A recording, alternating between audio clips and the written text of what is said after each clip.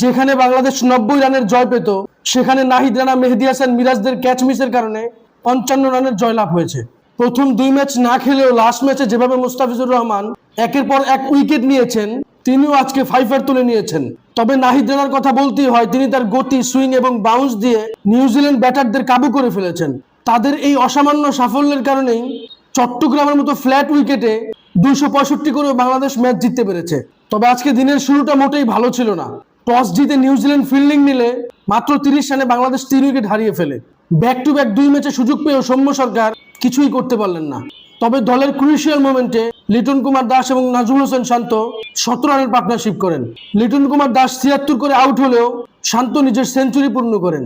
তবে এই মুহূর্তে বাংলাদেশ ক্রিকেটের সবচাইতে উইক পয়েন্ট হচ্ছে পাওয়ার হিটিং এবং ফিনিশিং। প্রথম ইনিংসের লাস্ট 30 বলে মাত্র 34 রান এসেছে। যদি আরো কিছু রান আসতো তাহলে হয়তো আজকে 300 হয়ে যেত। আমার পরামর্শ থাকবে মেহেদী হাসান মিরাজকে আরো উপরের দিকে খেলানো, কারণ তিনি যখন বড় শট খেলতে যান আউট হয়ে যান। জবাবে নিউজিল্যান্ড ব্যাট করতে নেমে শুরুতে 1 উইকেট হারালেও ভালো পার্টনারশিপ করে। তবে মুস্তাফিজুর রহমান, নাহিদ রানা, মেহেদী হাসান মিরাজদের কারণে নিউজিল্যান্ড ব্যাটাররা খুব বেশি সুবিধা করতে পারেনি এবং অবশেষে বাংলাদেশ 55 রানের জয় পায়। অনেক অনেক অভিনন্দন বাংলাদেশ ক্রিকেট দল এবং ক্রিকেট ফ্যান্সদেরকে। এ নিয়ে আপনাদের কোনো মতামত থাকলে অবশ্যই আমার সাথে শেয়ার করবেন। ভিডিওটি ভালো লাগলে লাইক, কমেন্ট, শেয়ার, সাবস্ক্রাইব করবেন। ধন্যবাদ।